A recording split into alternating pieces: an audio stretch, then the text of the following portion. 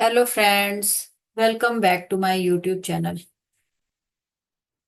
Friends, आज हम जो टॉपिक पे डिस्कस करेंगे वो है हमारा यूपी हायर का जो अभी एग्जाम आने वाला है उसके ऊपर ही अब मैंने एक सैंपल पेपर बनाया है।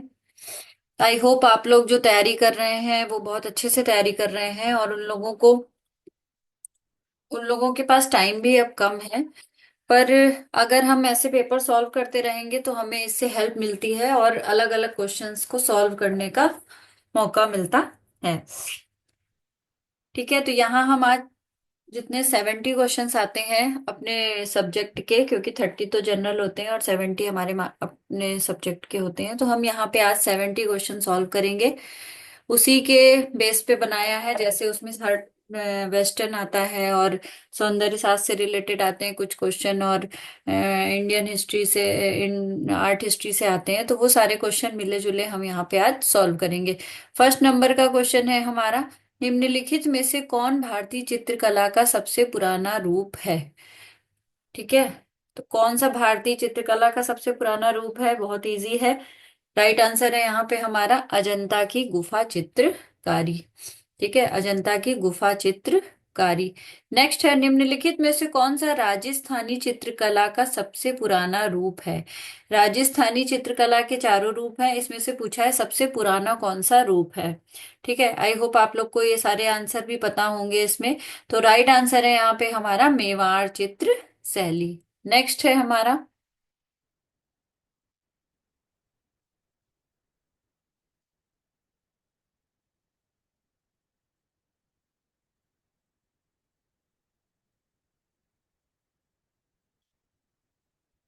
मुगल काल के दौरान भारतीय चित्रकला में परिप्रेक्ष्य तकनीकी किसने पेश की।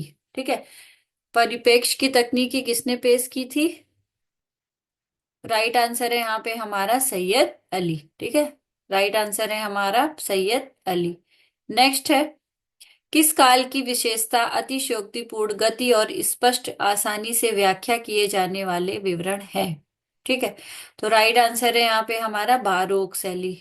कौन सी है, बारोक शैली। नेक्स्ट है, क्यूबिज्म का संस्थापक किसे माना जाता है। क्यूबिज्म का संस्थापक किसे माना जाता है, आप लोग सभी को इसको पता, आंसर पता होगा, पिकासो। नेक्स्ट है, द एस्थेटिक मूवमेंट नामक पुस्तक किसने लिखी है। द एस्थेटिक मूवमेंट नामक पुस्तक लिखी है हमारी वॉल्टर पैटर ने। राइट आंसर है यहाँ पे हमारा वॉल्टर पैटर। नेक्स्ट है, कौन सा दार्शनिक सौंदर्य शास्त्र में निस्वार्थ आनंद के विचार से जुड़ा है। कौन सा दार्शनिक सौंदर्य शास्त्र में निस्वार्थ आनंद के विचार से जुड़ा है। राइट आंसर है यहाँ पे हमारा इमैनुअल कांट। राइट आंसर है यहाँ पे हमारा कांट। नेक्स्ट है, भारत की सबसे ऊंची अखंड मूर्ति कौन सी है। तो भारत की सबसे ऊंची अखंड मूर्ति है हमारी गोमतेश्वर की। ठीक है, श्रवण बेलगोला में है गोमतेश्वर की। नेक्स्ट है, किस काल को भारतीय मूर्ति कला का स्वर्ण युग कहा जाता है। ये क्वेश्चन बहुत बार आया है, आप लोग सभी को पता होगा। राइट आंसर है यहाँ पे हमारा मूर्ति कला का जो स्वर्ण युग था हमारा गुप्त काल को कहा जाता है। नेक्स्ट है, कौन सा मंदिर अपनी कामुक मूर्तियों के लिए जाना जाता है। तो खजुराहो में जो भी मूर्तियां हैं वो सारी कामुक मूर्तियां हैं ज्यादातर, और खजुराहो कहाँ है हमारा, एमपी में। राइट आंसर है यहाँ पे हमारा खजुराहो मंदिर। नेक्स्ट है, एलोरा में कैलाश मंदिर किस रॉक कट वास्तुकला शैली में बनाया गया है। एलोरा में जो कैलाश मंदिर है वो किस शैली में पूछा गया, बनाया गया है। नागर है कि द्रविड़ है कि वेसर है या रॉक कट मोनोलिथिक है। राइट आंसर है यहाँ पे हमारा रॉक कट मोनोलिथिक। ठीक है, रॉक कट मोनोलिथिक, क्योंकि वो एक ही पत्थर को काट कर बनाया गया है। नेक्स्ट है, किस भारतीय मंदिर का गोपुरम सबसे बड़ा है। किस भारतीय मंदिर का गोपुरम सबसे बड़ा है, तो यह है हमारा साउथ का मीनाक्षी मंदिर। राइट आंसर है यहाँ पे हमारा मीनाक्षी मंदिर। नेक्स्ट है, किस भारतीय चित्रकला शैली की विशेषता जटिल सीमाओं और रामायण और महाभारत के महाकाव्यों के दृश्य है। राइट आंसर है यहाँ पे हमारा मधुबनी। राइट आंसर है यहाँ पे हमारा मधुबनी।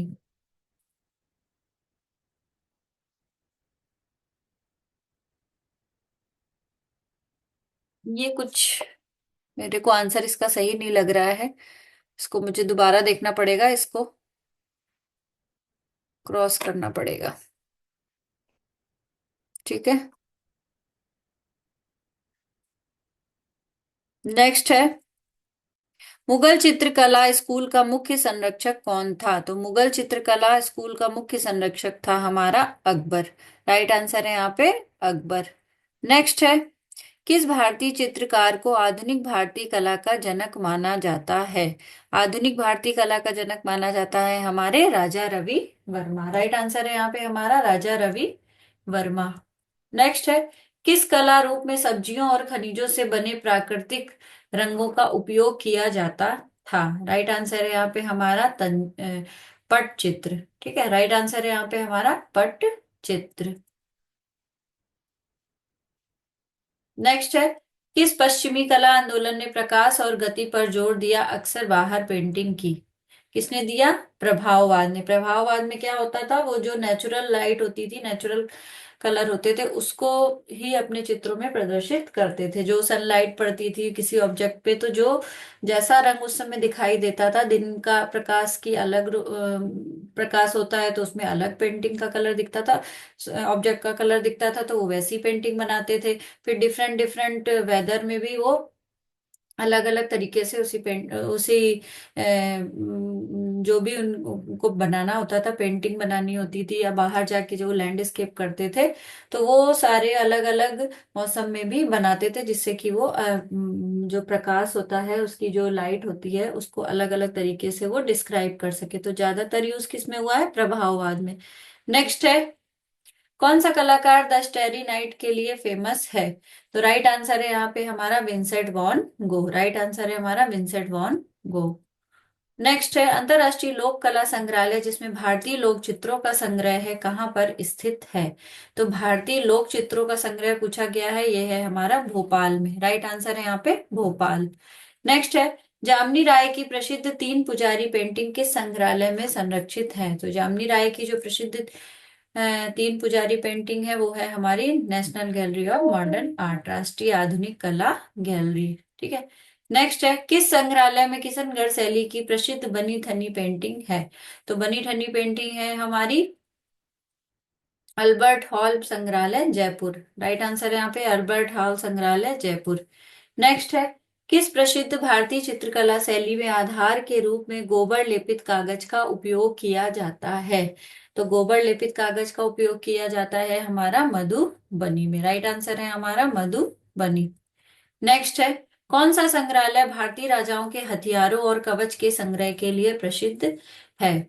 कौन सा संग्रहालय है हमारा वो? भारतीय राष्ट्रीय संग्रहालय नई दिल्ली। ठीक है, राष्ट्रीय संग्रहालय नई दिल्ली। नेक्स्ट है, गांधी स्मृति संग्रहालय कहाँ स्थित है? तो गांधी स्मृति संग्रहालय हमारा स्थित है नई दिल्ली में। राइट आंसर है हमारा नई दिल्ली। नेक्स्ट है, भारत का सबसे पुराना संग्रहालय कौन सा है? सबसे पुराना संग्रहालय है भारतीय संग्रहालय कोलकाता। ठीक है, इसमें ध्यान रखना है, नई दिल्ली नहीं है। कौन सा है? भारतीय संग्रहालय कोलकाता, जो सबसे पुराना संग्रहालय है। नेक्स्ट है, पेंटिंग में पहले प्राइमर लगाने का प्राथमिक उद्देश्य क्या है? तो पहले जो प्राइमर लगाते हैं उसका प्राथमिक उद्देश्य है हमारा चिकनी सतह बनाना और आसन में सुधार करना, मतलब एक बराबर बनाते हैं उसको। ठीक है। नेक्स्ट है, मौसम प्रतिरोध के कारण बाहरी सतहों के लिए किस प्रकार का पेंट सबसे उपयुक्त होता है? मौसम प्रतिरोध के कारण बाहरी सतहों के लिए किस प्रकार का पेंट सबसे उपयुक्त होता है? राइट आंसर है हमारा इनेमल। राइट आंसर है हमारा इनेमल। नेक्स्ट है, निम्नलिखित में से कौन सा पेंट का घटक नहीं है? पेंट का घटक कौन सा नहीं है? रेत। ठीक है। नेक्स्ट है, तेल आधारित पेंट के लिए मुख्य सुखाने की प्रक्रिया क्या है? क्या होती है? ऑक्सीकरण। राइट आंसर है यहाँ पे हमारा ऑक्सीकरण। नेक्स्ट है, बड़ी दीवार पर पेंट का एक समान कोट लगाने के लिए सबसे अच्छा उपकरण क्या होता है?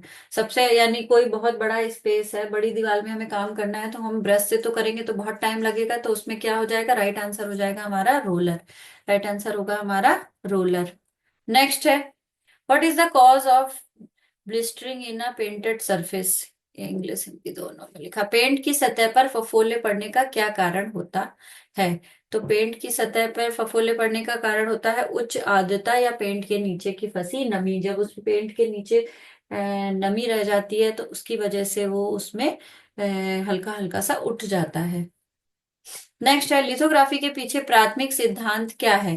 तो लिथोग्राफी में प्राथमिक सिद्धांत है तेल और पानी का प्रतिकर्षण। राइट आंसर है यहाँ पे हमारा तेल और पानी का प्रतिकर्षण। नेक्स्ट है, लिथोग्राफी का आविष्कार किसने किया था? लिथोग्राफी का आविष्कार किसने किया था? एलोइस स्नेफेल्डर। एलोइस स्नेफेल्डर। नेक्स्ट है, निम्नलिखित में से कौन सा इंटेग्लियो प्रिंटिंग का एक प्रकार है? इंटेग्लियो प्रिंटिंग कौन सी होती है? उत्कीर्णन। ठीक है, इंटेग्लियो प्रिंटिंग कौन सी है? उत्कीर्णन। नेक्स्ट है, इंटेग्लियो प्रिंटिंग में स्याही कैसे लगाई जाती है? प्लेट की सतह पर, प्लेट की धसी हुई रेखाओं में, स्क्रीन मेश का उपयोग करके या रबर स्टैंप का उपयोग करके। तो राइट आंसर है यहाँ पे जो प्लेट की धसी हुई रेखाएं होती हैं उसी में इंटेग्लियो प्रिंटिंग में स्याही लगाई जाती है। नेक्स्ट है हमारा, निम्नलिखित में से कौन सी मुद्रण प्रक्रिया का प्रकार नहीं है? मुद्रण प्रक्रिया का प्रकार नहीं है पूछा गया है।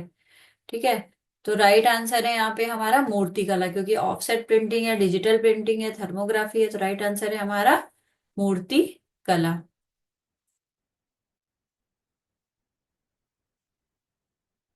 नेक्स्ट है, पारंपरिक मुद्रण प्लेटों में प्रयुक्त प्राथमिक सामग्री क्या होती है? तो पारंपरिक मुद्रण प्लेटों में प्रयुक्त प्राथमिक सामग्री होती है हमारी धातु। ठीक है, राइट आंसर है हमारा धातु। नेक्स्ट है, किस मुद्रण विधि में छवि को कागज पर छपाई से पहले प्लेट से रबड़ कंबल में स्थानांतरित किया जाता है? राइट आंसर है हमारा यहाँ पे ऑफसेट लिथोग्राफी। राइट आंसर है हमारा ऑफसेट लिथोग्राफी। नेक्स्ट है, निम्नलिखित में से कौन सी मुद्रण तकनीक तेल और पानी के प्रतिकर्षण के सिद्धांत पर आधारित है? तेल और पानी के प्रतिकर्षण पे अभी हमने पहले भी पढ़ा है। राइट आंसर हमारा लिथोग्राफी। नेक्स्ट है, समाचार पत्रों के लिए आमतौर पर किस मुद्रण प्रक्रिया का उपयोग किया जाता है? तो समाचार पत्रों के लिए आमतौर पर ऑफसेट प्रिंटिंग का उपयोग किया जाता है। नेक्स्ट है, स्क्रीन प्रिंटिंग में किस प्रकार की स्याही का उपयोग किया जाता है? तो स्क्रीन प्रिंटिंग में जल आधारित, तेल आधारित, यूवी क्यूरेबल और उपरोक्त सभी, यानी राइट आंसर है यहाँ पे उपरोक्त सभी। ठीक है, नेक्स्ट है, फ्लेक्सोग्राफिक प्रिंटिंग में प्रिंटिंग प्लेट बनाने के लिए आमतौर पर किस प्रकार की सामग्री का उपयोग किया जाता है? तो राइट आंसर है यहाँ पे हमारा रबड़ या फोटोपॉलीमर। रबड़ या फोटोपॉलीमर। नेक्स्ट है, पारंपरिक प्रिंटिंग की तुलना में डिजिटल प्रिंटिंग का निम्नलिखित में से कौन सा लाभ है? तो राइट आंसर है यहाँ पे हमारा प्रिंटिंग प्लेट की कोई जरूरत नहीं है। राइट आंसर है हमारा यहाँ पे प्रिंटिंग प्लेट की कोई जरूरत नहीं है। नेक्स्ट है, इंक जेट और लेजर प्रिंटिंग किस श्रेणी में आते हैं? तो इंक जेट और लेजर प्रिंटिंग आते हैं हमारे डिजिटल प्रिंटिंग में, जो हम लोग जैसे प्रिंट निकालते हैं तो उसमें आते हैं यूज। नेक्स्ट है, 2024 में निम्नलिखित में से कौन सी कला की प्रमुख प्रवृत्ति है? ठीक है, कौन सी प्रमुख प्रवृत्ति है? राइट आंसर है यहाँ पे AI generated art. Right answer है यहाँ पे हमारा एआई जनरेटेड आर्ट। नेक्स्ट है, ये जो 70 क्वेश्चन हम सॉल्व कर रहे हैं इसमें सारे क्वेश्चन मिला जुला के हैं। कुछ हमारे प्रिंट से रिलेटेड है, कुछ हमारे अभी जो आर्ट फॉर्म के जो अभी के इस टाइम के जो 23-24 इस समय जो एरा चल रहा है आर्ट का, उसमें जो वर्ड यूज हो रहा है उससे रिलेटेड भी कुछ क्वेश्चन है। तो ये क्वेश्चन उसी से लिया है कि निम्नलिखित में से कौन सी कला की प्रमुख प्रवृत्ति। तो इस समय तो एआई वर्ड सभी को पता है, चारों तरफ सुनने को मिल रहा है। तो ये एआई जनरेटेड जो आर्ट है ये नई है। ठीक है, नेक्स्ट है, डिजिटल और भौतिक तत्वों को मिलाने वाली कला के लिए क्या शब्द है जिसमें अक्सर संवर्धित वास्तविकता का उपयोग किया जाता है? तो राइट आंसर है यहाँ पे हमारा फिजिकल आर्ट। ठीक है, फिजिकल आर्ट। नेक्स्ट है, कौन सी कला आंदोलन स्थिरता और पर्यावरण के अनुकूल सामग्रियों पर केंद्रित है? आंदोलन स्थिरता और पर्यावरण के अनुकूल, तो पर्यावरण के अनुकूल है यानी इको फ्रेंडली हुई, यानी इको आर्ट। राइट आंसर है हमारी इको आर्ट। नेक्स्ट है एआई जनरेटेड आर्ट बनाने के लिए किस तकनीकी का व्यापक रूप से उपयोग किया जाता है? तो राइट आंसर है यहाँ पे हमारा जनरेटिव एडवर्सरियल नेटवर्क। ठीक है। नेक्स्ट है डिजिटल आर्ट वर्क के लिए क्या शब्द है जिसे ब्लॉकचेन तकनीकी का उपयोग करके सत्यापित और बेचा जाता है? एनएफटी कला। राइट आंसर है यहाँ पे हमारा एनएफटी कला। नेक्स्ट है नव अभिव्यक्तिवाद की एक प्रमुख विशेषता एक पुनर्जीवित प्रवृत्ति है। नव अभिव्यक्तिवाद। ठीक है, तो नव अभिव्यक्तिवाद क्या है? चमकीले रंग और भावनात्मक तीव्रता। चमकीले रंग और भावनात्मक तीव्रता।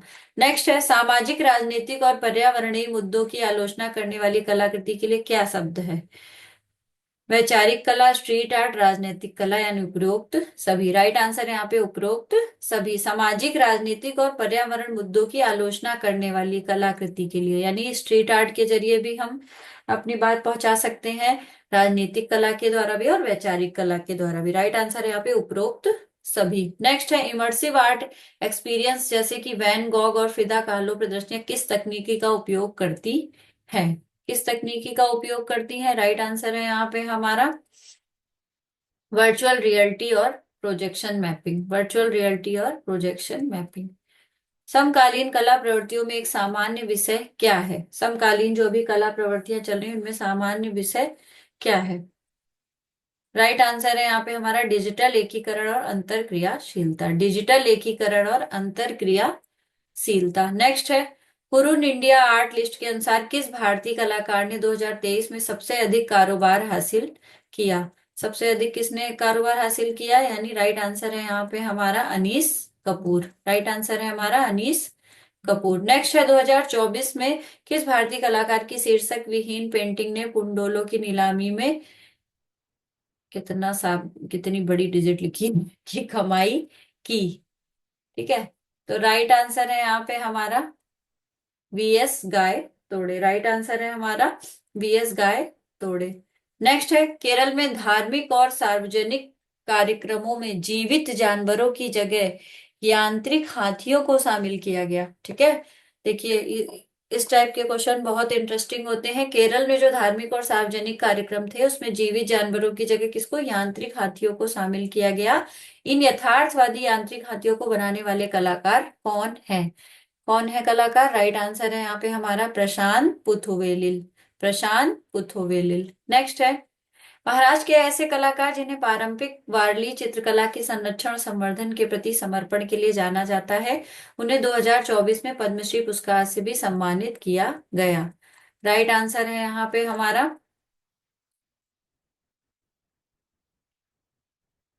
राइट आंसर है, मेरे को देखना पड़ेगा, मैंने लिखा नहीं है। राइट आंसर है आई थिंक यहाँ पे हमारा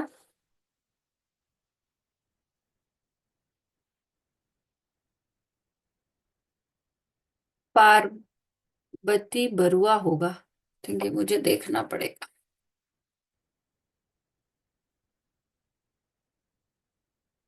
आप लोग इसका आंसर एक बार कंफर्म कर लेना, मैंने आंसर नहीं लगाया, मुझे याद भी नहीं है। ठीक है, ये पार्वती बरुआ ही होगा।